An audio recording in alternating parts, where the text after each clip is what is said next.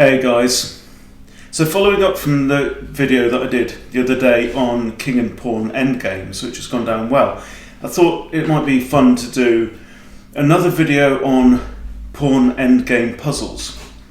So if you want to practice just one area of your game on chess.com, then you can go into puzzles and then click the custom option here. All right. If you do normal puzzles, then this counts towards your puzzle rating, but I don't think these ones do. So you click on custom, then you can scroll down to pawn endgame. You can see here that I've completed 0% of them. I think that's what that's saying. And then just click start, and let's have a go at some of these. Right. So it's black to move, and there aren't that many options.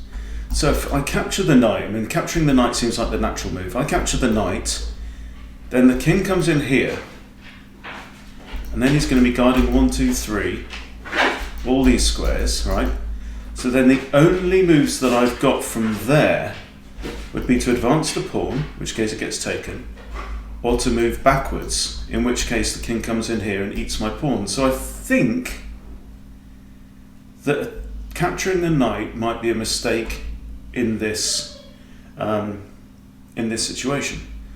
Aside from that, I've only got two options. I've got pawn there, or I've got maybe king to here. But if king here, that king can come in, and then he's got the opposition. And we don't want that. Because then, then I've just moved away and I'm going to struggle to get back in. In fact, the king can stay there forever, and then I can't come back here. So, if push the pawn, pawn takes, king takes, that's probably... No, it's not. Okay. Well, let's have a look at the solution. We'll go back and get a hint. Okay, so it says move the king. All right. Well, is it take knight? It's take the knight. Huh. Right, this I don't understand. Okay, if I push the pawn, king can take. Nope. Right, that one's outfoxed me. Okay, take the knight, king in, push pawn. Right, I don't get that at all. Because now king can take the pawn. If I take the pawn, he takes the pawn. Huh. No, don't get it.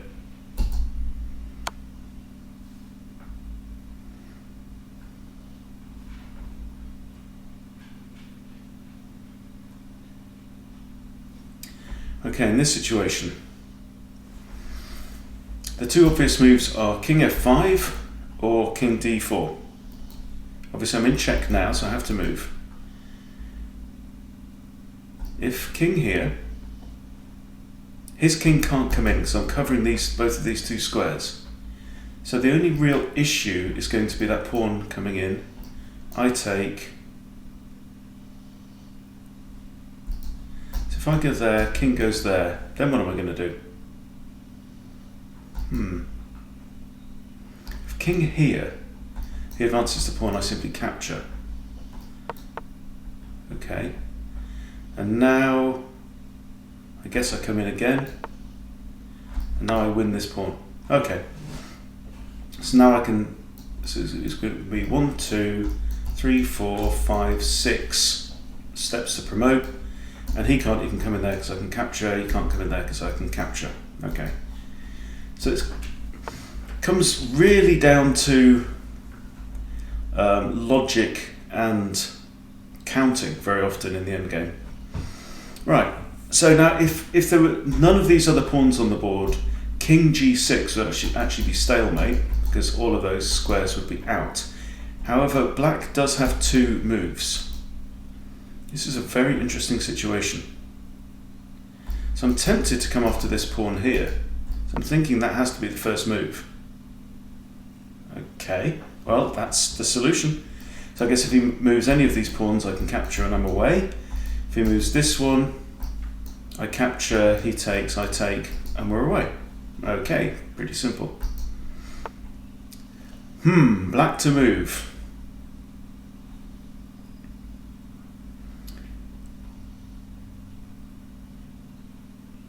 So the temptation is to capture the pawn. Okay, I capture the pawn. White's king has to go in the corner, and then my king can't go there. So king there, capture pawn, king in corner, king back, takes, probably nothing. So I'm thinking, if I play g2, right, the only legal move, because the king can't go there or there, king has to go here, then I can take the pawn and promote. Okay, take the pawn, and that's it. So you just have to be really methodical at these points. Alright, interesting. I take the bishop, king takes. I'm not too worried about this pawn, it's a long way from promotion. 6 steps away from promotion. So if I take king takes, it actually deflects the king away, and then I can come around here. I think that's the case. Yeah, now I come here, and here. Okay. So now I'm going to, you see, 1, 2, 3, then 4, 5, 6, 7.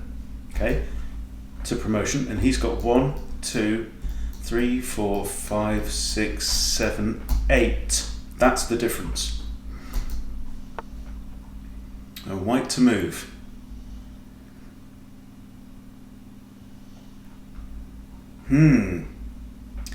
So he's got a pawn here 2 steps away from promotion, right. I can't go here or here. That pawn is on prise right now. It seems like the move has to be b6, right? b6 leaves a square like this, and the only way for the king to stop it is to enter into the square.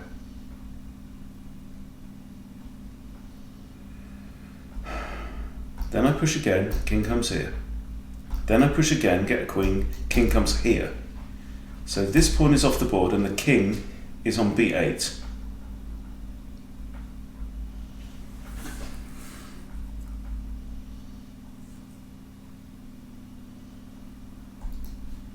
Or is it king c3? If pawn there, king here, pawn can't promote.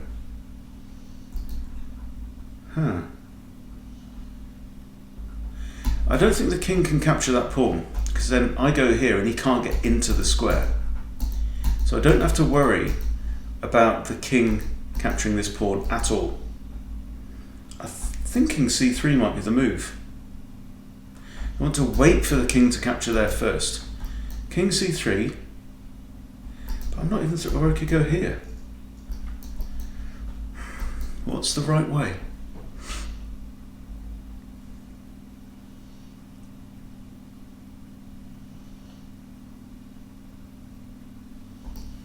One, two, three to capture that.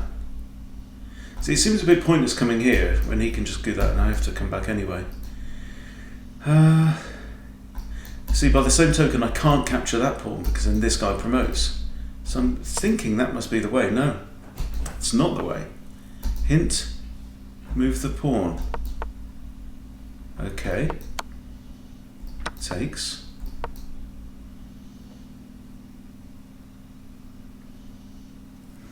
I don't really get this one because the king can now go into there, yeah, and then take that pawn, and then the king can I have to go here. Maybe my king has time to come back and shepherd that one in. Interesting one. White to move. Right, king can't go there currently. So if I go here,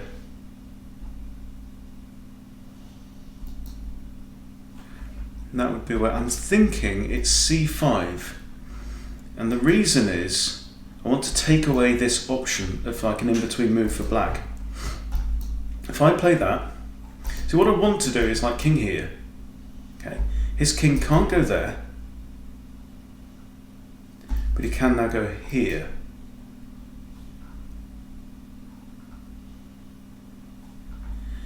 If I go there, he can push, I take a pawn. If my pawn goes to here, the king only has to get into this square, right?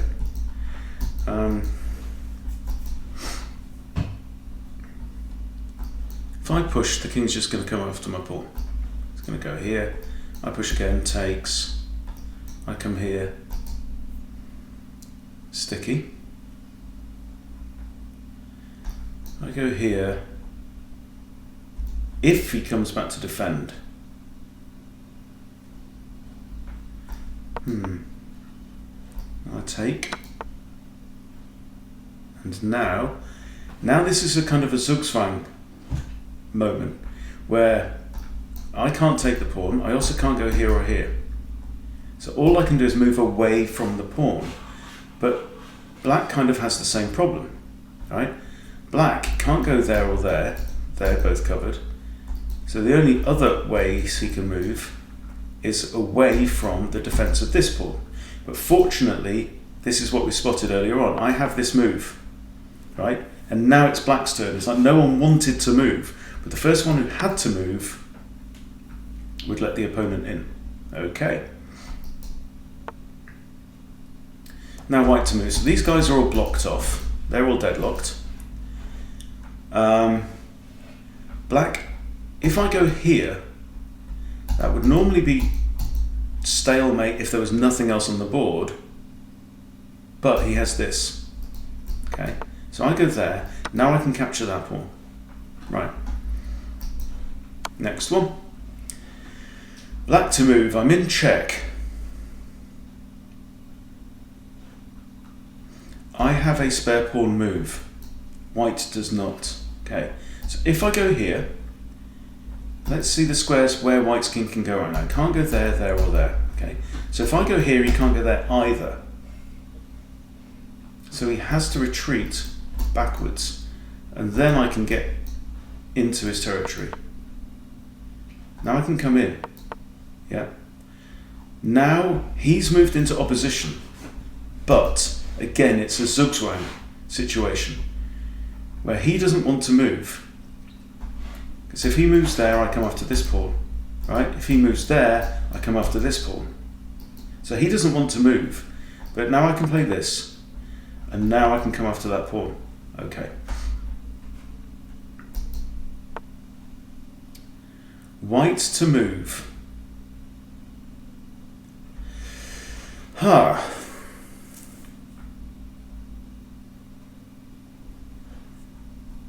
Interesting.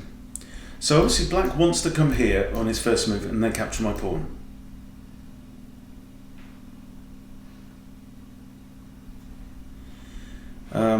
Black's pawn is... So I've really only got two options. And to me they both seem identical.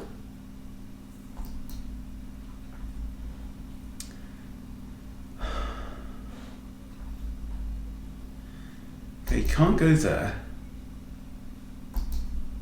So let's say I go here, he goes there, I can't take his pawn because the king's defending it. I go here, he goes there, I go here. And then again, he can't go there, he has to move away from the defense of the pawn. But wouldn't the same thing be true there? Now I go here. Okay, interesting. Let's try it again. Can I go here? No, I can't go there. Why can't I go there? Because now he can go there with opposition, and but then I can still go here. Interesting one. Yeah. That would be 1, 2. You can always recreate these, you see, on the analysis board and then finish against the computer. That can help. Okay, so let's do that again. All right, next one. Black to move. Okay. Again, we've got a deadlock pawn situation, but I'm the only one with a pawn option. Black can't move there, there, there. So clearly, I have to, I'm going to go this way, and stop his king from going to here, which means he's going to have to retreat backwards, which is probable. If I go here, pawn takes, I'm in check, I'm screwed. Okay, so king to there, come across again, now I grab the pawn. Yeah. Right, let's do a couple more. Interesting. Now, king can't go there, so if I go here, he hasn't got any of these squares, he has to move away again, then I can play pawn up. If pawn takes, king takes, has to be that move. Yeah, okay. And let's do a final one. White to move. Interesting one. Okay, now. Right. This one I think is about promoting with check. You see, it seems like I can go fifth and there and there, and I promote the queen first, okay? However, if I capture, he goes there. So by capturing, I move forward one rank anyway, yeah? Then I go bang, and I promote, but I promote on B8 instead of A8. And the difference of B8 is, comes with check.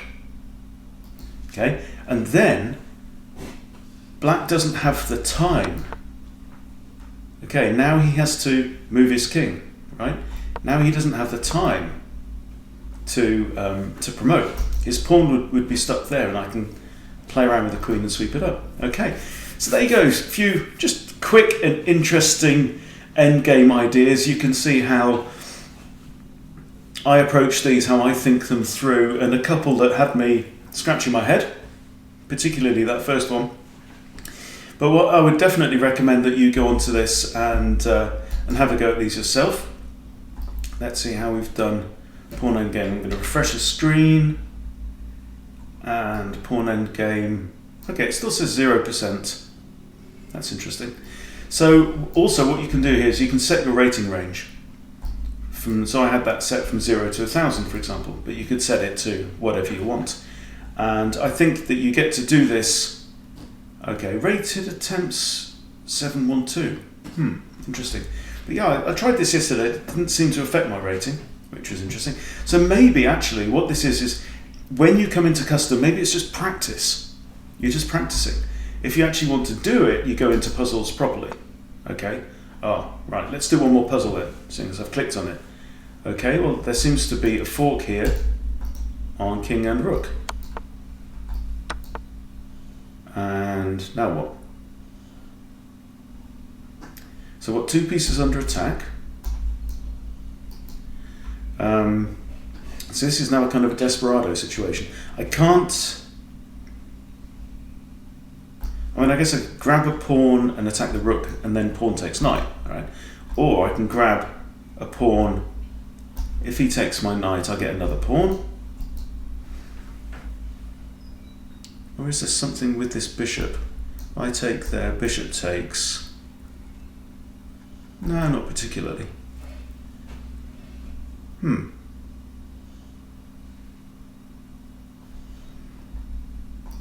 Rook takes bishop, king takes rook.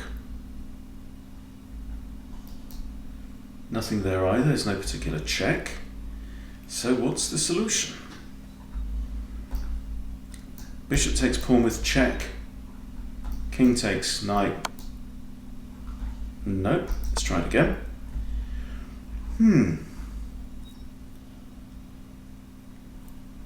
Bishop to here. Okay. Now if king takes, yeah, I've got bishop takes, pawn, and I actually win the bishop as well. So an interesting one. So it actually gave me points for that one. That's good. I'm up to over 1930. All very good. So there you go. If you find that you get into endgame situations and you tend to lose on these fairly balanced situations, you've got to just practice. Like we say, you know, the young Russian players in the Soviet era, or Soviet players, were drilled in endgame theory before they went on to master the rest of the game, the openings and the middle game and all that kind of stuff. because if you get into an end game and you are simply better at end games than your opponent, then you can win a draw situation, or you can draw a weak situation. It really does make a massive difference to the game, guys. So there you go. I hope you enjoyed that. I do encourage you to go and spend, if you've got an hour a day to play chess, spending 10 minutes on puzzles each day will help you warm up for the games that you play. And it really, really does help you just develop that ability to read the board. It will put you in very, very good stead for the future. So really encourage you to do that. Thank you for watching. Please subscribe. See you later.